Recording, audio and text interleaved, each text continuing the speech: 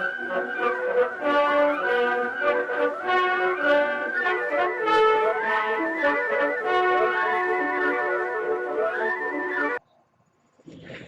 there! Today we're going to talk about an ink of which I got a sample, and this is the sample. This is what is left. I've just actually shot the writing part. This is what I reclaimed from the pens. In total, I think I got a little under 2 milliliters of this ink, so things were running a bit dry, but fortunately everything went well in the sample, so that's good. I got this sample from Chris. Chris sent me a baggie. Here's a baggie. This is not really, cannabis. This is just a fountain pen lover's baggie. And there's a bunch of stuff in there. And I think some inks may have already been covered. Let me just do a quick check. So today, we're going to talk about Atramentis Ocher Yellow. And it's spelled as O-C-H-E-R, and I spell it as O-C-H-R-E in the sample. Sorry, maybe that's a British spelling. I'm not sure. So this we've covered. Then there is. I'm just going to go through them very briefly. There is Diamine Soft Mint, which looks like it's a bit more, so I can definitely do an entry on that. There is Lamy Black. Take notes here, because if you really want to see one, leave a comment at this video, and I'll see what I can do. We have Atramentis Aubergine, which sounds very interesting and purple-ish. We have Sailor Gentle Grenade. I guess it's not one of those grenades. These were ink drop samples, and Chris sent them to me because she didn't care for these particular colors, should you wonder. Diamine Matador. Sounds very red. We have Atramentis Moss Green, which indeed looks mossy to me. We have Rohrer und Klingner Alt Gold Grün. This one will have to go in there because I get a lot of requests for this. Alright? Put it somewhere I can find it. What on earth did that hit? Oh, actually that hit a little canister with some nibs and feeds that are being cleaned right now, hence the weird sound. Diamine Graphite. That's pencil-ish. It looks quite black, but maybe it's a very dark gray. It's hard to see. We have Rohrer und Klingner Alt Bordeaux, another nice purple, as far as I can see. We have Atramentis Fur. Hi, I'm Douglas Fur. Figure that one out. We have Atramentis Silver Gray, which looks like a dark gray to me, but okay. We're almost there. We have Atramentis Indigo Blue. If you like indigo or indigo blue, then it looks like a pretty fancy blue, actually. I may have to put that in there. I mean, I can put them all in there, of course, but if you've got any preferences of what you want to see first, then you've got to let me know. Then we have Atramentis Oriental Red. Yep, looks like a dark red. Alright, and then there were three others. Oh wait, I'm not even done. We've got Noodler's 54th Massachusetts. Okay, I know that people are going to request this because it's a Noodler's ink. And then we have Atramentis Gandhi. And I was actually close to picking this for this week's Inkcyclopedia entry. This might be an extremely bright yellow. And my experience with yellow inks is that they cannot be read. I'm not going to do a video of an ink that cannot be read, because then you're just staring at me putting illegible ink on a blank sheet of paper. Actually, that's the definition of Inkcyclopedia. Watching me write illegibly, but still, you know what I mean. If you can't see the ink, I think it's pointless. And then there were four samples that Chris actually made for me. Here we have Diamine Ocher. Oh yeah, this was another. Okay. We have Sargasso C from Diamine. We have Diamine Syra, and we have Diamine Chocolate Brown. So if those appeal to you, then let me know. And you know what? That's all there's to it. This was a lengthy introduction. The ink we'll be using today, Ocher Yellow, is just that. Ocher Yellow. It's not really a yellow. This is more of an orangey brown, or if you don't like that, a brownish orange, I would say. Pretty interesting. I liked this ink a bit better than I expected I would like it. I think this was the first Atramantis ink I've ever used in my life. And I am actually considering picking this up right now, so I'm fairly enthusiastic. Enough talk, I think you need to see the ink in action, and that's what we're going to do next. So I hope this was useful, and I'll see you later. Bye bye. Alright, so here we go with something that's just been smeared on the paper. Not sure whether the camera picks it up, but it's there. This is the Atramentis Ocher. Let's start with some fine writing. I know there was some shadow there, but now you're going to see the ink.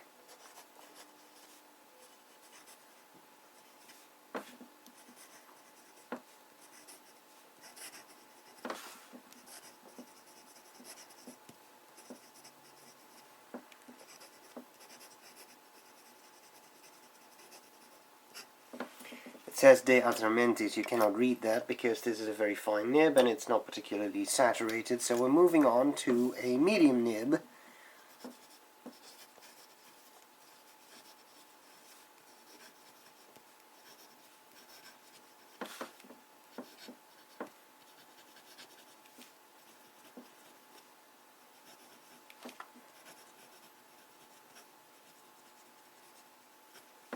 You still can't read it because I wrote it very small because it was the end of the page.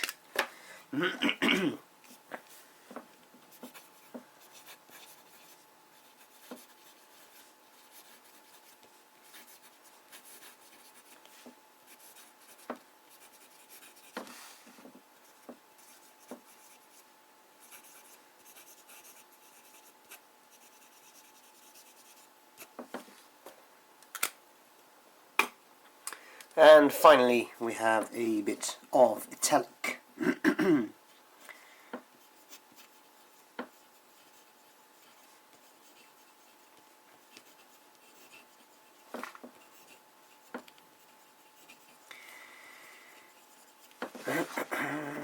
Get this paper out of the way, sorry. De Atramantis. Alright, up next is some flex writing. Now I hope you'll forgive me, but because I had just a little under 2 milliliters of ink, I really had to work with what I got here, and you know the flex pens can be a little finicky to get to write. So I'm not going to write a full sentence. If nothing else, I want to save some ink. So I'm just going to write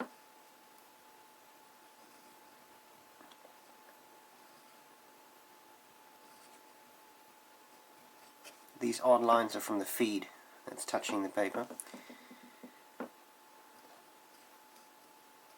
And will you believe it, we actually get an ink flow. Hello, Ocher. I'm going to leave it at that. I'm not going to do a full sentence because I want to save what ink I have in here so that I can do the sample on copier paper later on. And I have to take a sip of tea. Ah, much better. Alright, so what do we get? Well, we get an Ocher. And there's a couple of things I like and a couple of things I don't like. This ink is as new to me as it is maybe to some of you, because, as I said, I got a sample, I've never used it, and as I had so little, I didn't really want to use it up for myself. A couple of things I like. First of all, shading. Pretty nice shading going on there. It's not excessive, but it's definitely there. As far as I'm concerned, this could be full marks on the shading score.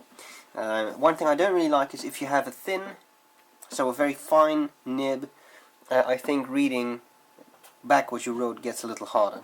With a broader nib it's not so much an issue, but with these it definitely is. Look at this, beautiful. I like how this turns out. Very nice ink, pretty good flow. I'm fairly impressed.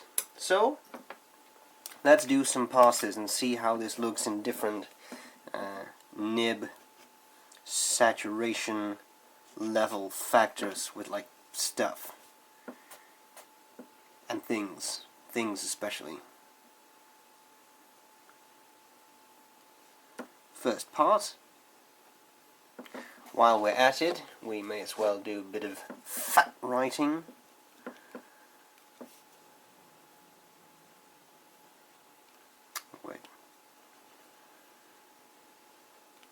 just nib angle.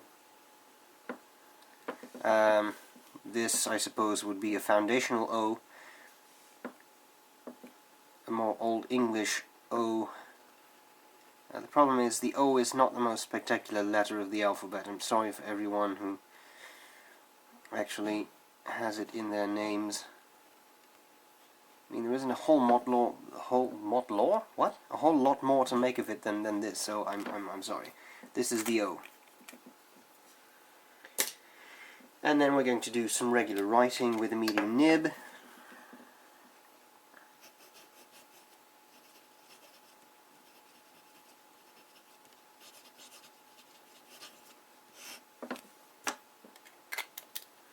Then we're going to feel how dry this is.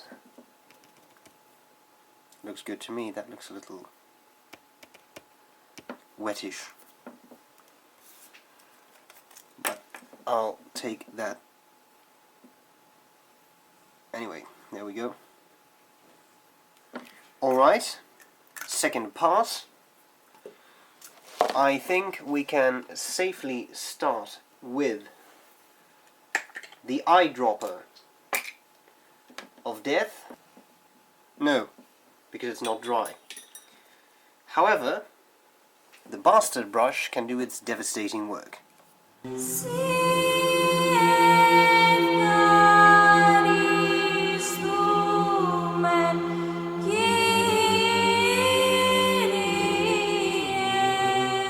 at that. I'd almost say that ink is waterproof. I'm really brushing away here, and I'm destroying the paper, but the writing still seems fairly legible. Awesome, dude. Alright, still a bit wettish, but it's good enough. Eyedropper of death.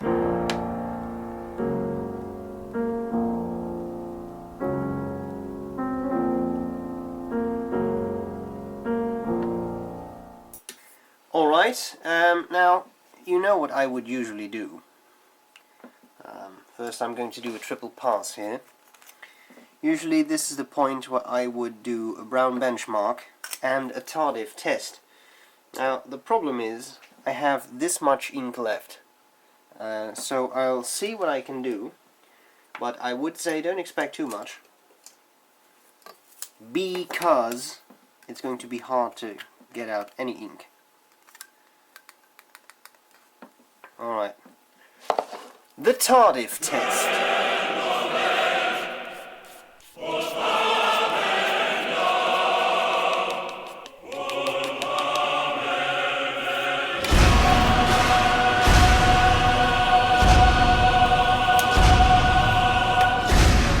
And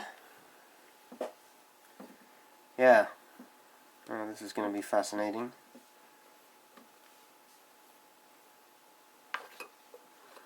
The brown sideways benchmark. Actually, that's not too bad, considering there was so little ink. Alright, I think we can start to work on our scorecard, I say as I am gently wiping off my finger here. Scorecard. Cleaning.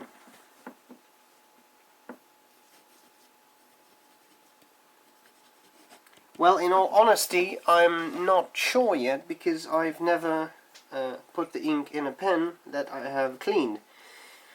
Considering it seems to be relatively waterproof, I'm going to give this a tentative score of 2, so middle range score. I could be wrong, but I've never cleaned it, so I really cannot know. You'll have to find this out for yourself. Should I find it is particularly easy or particularly difficult to clean, I'll add an annotation to the video. Bleed through we'll check later. Color. What color would be an ochre? We have shading. For some reason it always reminds me a bit of Jaws. I don't know whether you ever have that, but shading. Shading.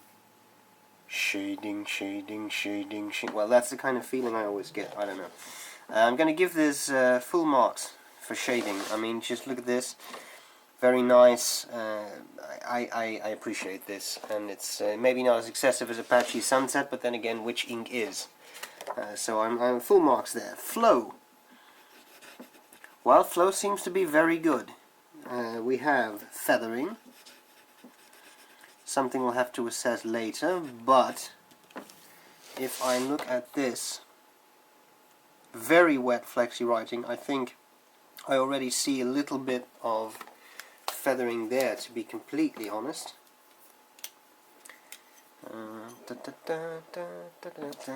Switch on the light. It's not extremely bad, but hey, this is Rhodia. But if Rhodia already has some apparent feathering, then I can only fear for the copying paper. Drying time. Well, that seems to be pretty good. This is pretty much dry. On Rhodia, yes, I give that a 1, full score. Waterproofness, yes, we have to assess that, don't we? Waterproofness, let me grab some type of towel-like object. I'm going to probably smear some other ink in there, but I don't have a tissue at hand right now. No, that's good. Alright, so part of the writing is gone, but this was quite some water. I would say it's a relatively waterproof ink. Probably not fantastic, but it's not exactly terrible.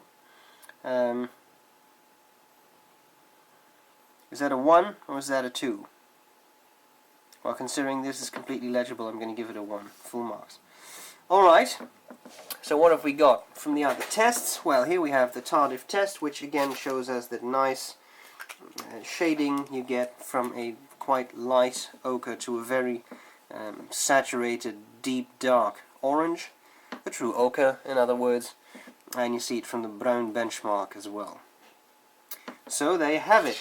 I'm going to tear this off. Was that actually my final sheet of Rhodia? So it was. Well, almost that entire notepad has been used in Inkcyclopedia entries. How about that? And then we have some copier paper. Alright. Let's start with some fine writing.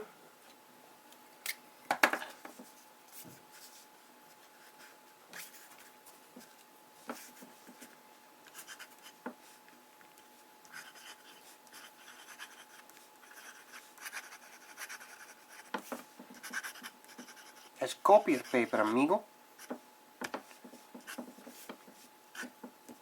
No, wait, other way around. Again, you see that very low saturation here, which is it's quite odd. This is already much better.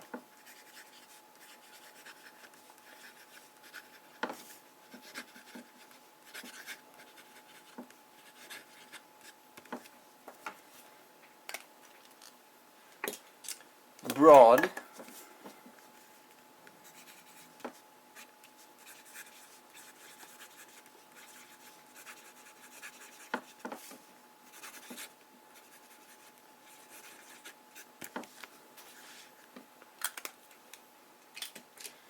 And italic. All my feathering fears are actually coming alive here.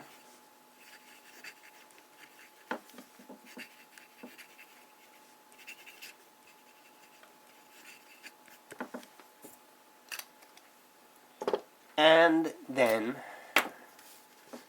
the terrifying moment of flex. It worked before.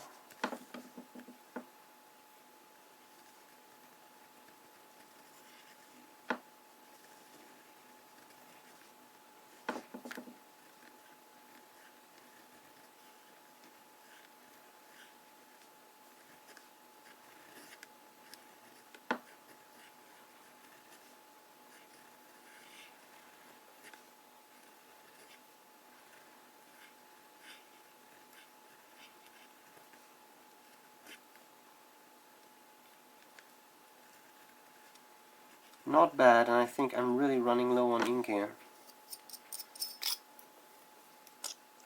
Well, maybe I wasn't. You know, this is a scientific way to find out such things. You just operate the converter and see what happens. If things explode, you were wrong.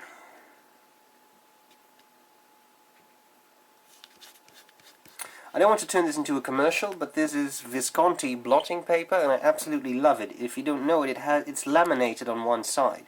So you got all your ink there, and you don't get ink on your fingers because it doesn't bleed through. I mean, it does bleed through, but you can't get it on your fingers because it's laminated. Lovely stuff. I can highly recommend it. Alright. And then, finally,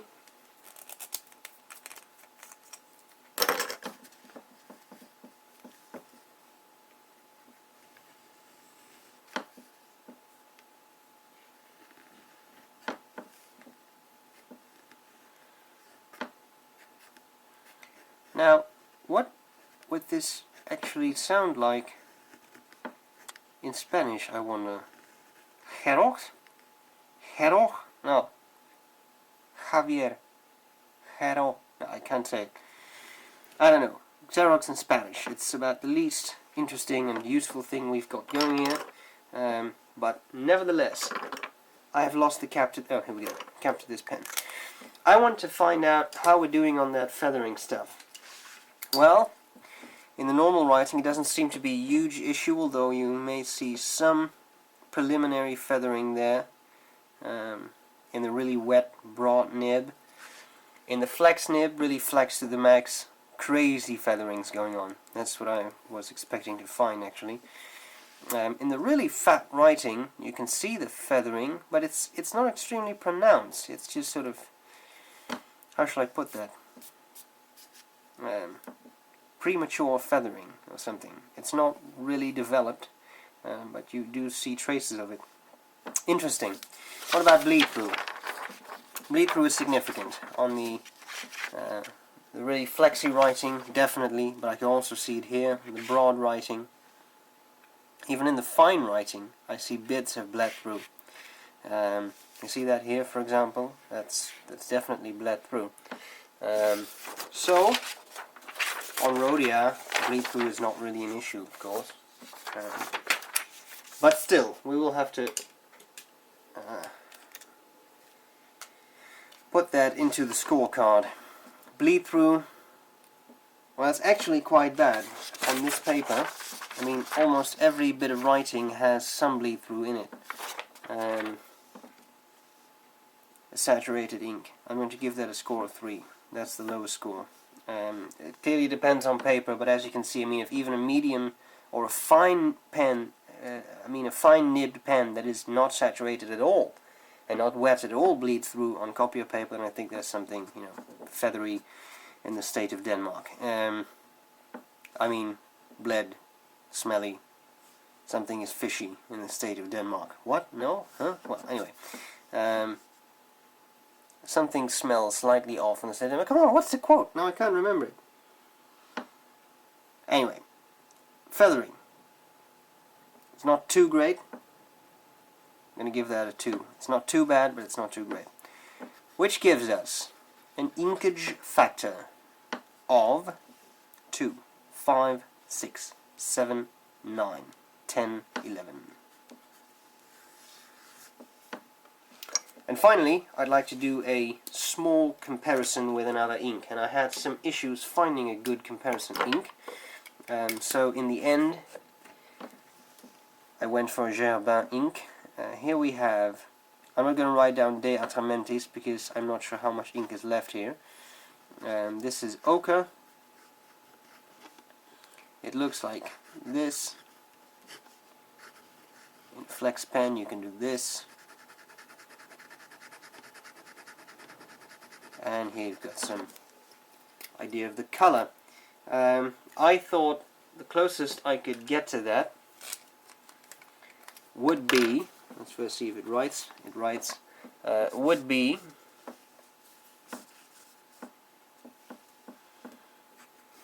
Gerbin Orange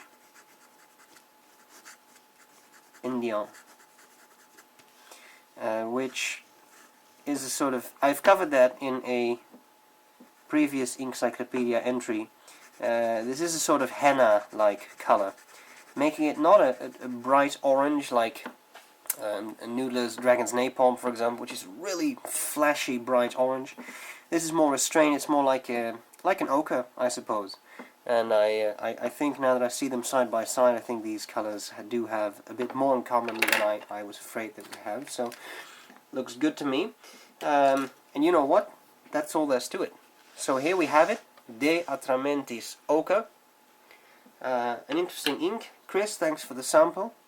I'm glad it worked out, glad it was enough ink. I hope this was useful, and I'll see you later. Bye bye.